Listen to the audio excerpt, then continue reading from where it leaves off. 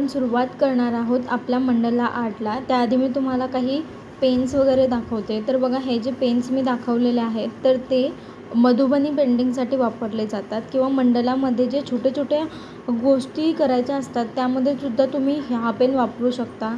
हा स्पेशल मंडला आणि मधुबनी आर्टसाठीचा पेन आहे. तर हे पूर्ण पॅकेट आहे, असं तुम्ही घेऊ शकता किंवा स्केच पेनने सुद्धा करू शकता. बघा, हे मेटॅलिक पेन आहेत जे ग्लासवरती म्हणजे कोणत्याही वस्तूवरती सुद्धा आपण चालवू शकतो असे ते पेन आहेत. तर ते सुद्धा मी इथे यूज करणार आहे. देन हे ब्रश पेन इथे मी घेतलेले आहे. तुम्ही स्केच पेन, क्रेयॉनसुद्धा यूज करू शकता.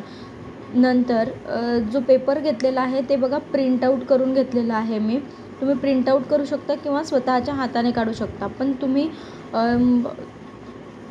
तुम्हाला इझी पडावं म्हणून हे आपण प्रिंटआउट करून घेतला आहे. तुम्हीसुद्धा प्रिंटआउट करून सुरुवात करू शकता. बघा, मंडला आर्ट हा वेगवेगळ्या कलरने, वेगवेगळ्या गोष्टीने वापरला जातो. याला एक इतिहास आहे आणि तो इतिहाससुद्धा आपण काही प्रमाणात जाणून घेणार आहोत. तर संस्कृत लँग्वेज जी आहे, बुद्धिझम जे लोक आहेत तर त्या लोकांनी त्या लोकांची आपली ही संस्कृती आहे. तर हे जे आहे ते सर्कल पॅटर्नमध्ये सुद्धा म्हणजे जे मेन मंडला आर्ट असतं ते सर्कल पॅटर्नमध्येच काढलं जातं. मंडला आर्ट करताना आपल्याला खूप जास्त कॉन्सन्ट्रेशनची गरज असते. हे आपण पेनने, कलरने करत आहोत, फक्त कलर भरत आहोत म्हणून आपल्याला थोडंसं इझी वाटू शकतं. कारण तुमच्या वयानुसार हा इझी पॅटर्न मी घेतलेला आहे. पण जे मेन मंडला असतं म्हणजेच तुम्ही बघितले असतील ते डॉटचे जे टूल्स असतात मंडलाचे, तर ते तुम्हाला व्यवस्थित वापरावे लागतात. एकदम कॉन्सन्ट्रेशन करून तुम्हाला ते करावं लागतं आणि यामुळे तुमची कॉन्सन्ट्रेशन पॉवरसुद्धा वाढते आणि एक शांतता किंवा आपण म्हणजेच एकदम चांगलं करण्यासाठी, मंडला आर्ट एकदम चांगलं होण्यासाठी आपल्या अवतीभोवती शांतता लागते. त्यामुळे आपलं मनही शांत होतं. म्हणून हे जे पॅटर्न आणि सिम्बॉल असतात मंडलाचे, याला म्हणजेच शांततेचं प्रतीकसुद्धा मानलं जात असतं. मंडलाचे वेगवेगळे प्रकारसुद्धा असतात. वाळूपासून सुद्धा मंडला काढलं जातं. त्याच्यानंतर हिलिंग मंडला असं सुद्धा एक टाईप आहे त्याचा. तर त्याच्यासाठी आणि आता तर आपण आपलं घर सुशोभित करण्यासाठी, छान असं डेकोरेट करण्यासाठी ह्या कलेचा वापर आपण करत आहोत.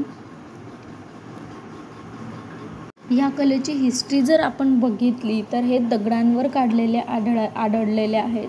म्हणजेच दगडांवरती केलेलं होतं. वाळूचं काम असेल किंवा वेगवेगळ्या प्रकारे कलरने केलेलं असेल, तर हे सर्व दगडांवरती केलेला हा पार्ट होता. मंडला काढताना आपण त्याच्यामध्ये वेगवेगळ्या चिन्हांचा वापर करू शकतो. जे जॉमेट्रिकल फिगर असतात म्हणजे ट्रँगल, रेक्टँगल, सर्कल असे वेगवेगळे आकार आपण वापरू शकतो.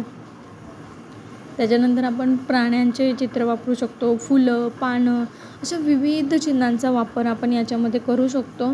त्याच्यानंतर तुम्हाला मी उत्पत्तीचं सांगते की मंडला या कलेची उत्पत्ती कशी झाली आणि कुठे झाली.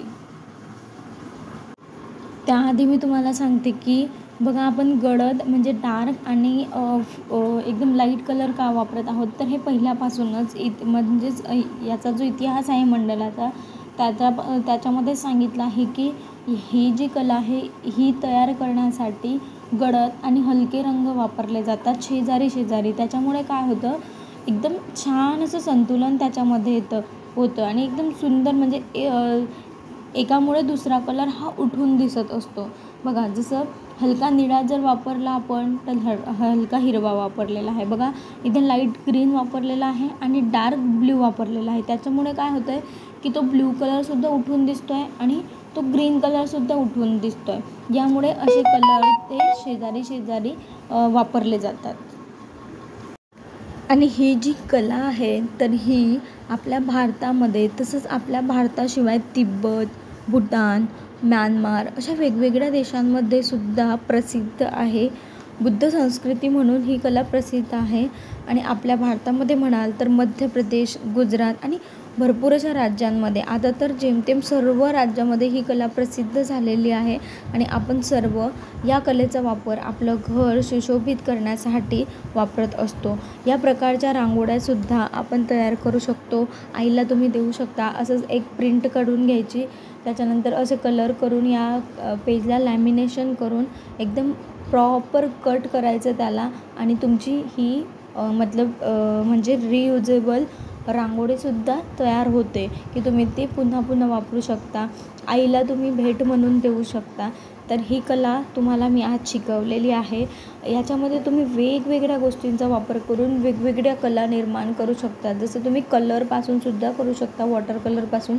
पण लहान मुलांसाठी हे हाताळायला थोडंसं अवघड जातं, म्हणून आज आपण ब्रश पेनचा वापर केलेला आहे. तुम्ही स्केच पेन, क्रेयॉन असे कलरसुद्धा वापरू शकतात, स्केच पेनसुद्धा वापरू शकतात.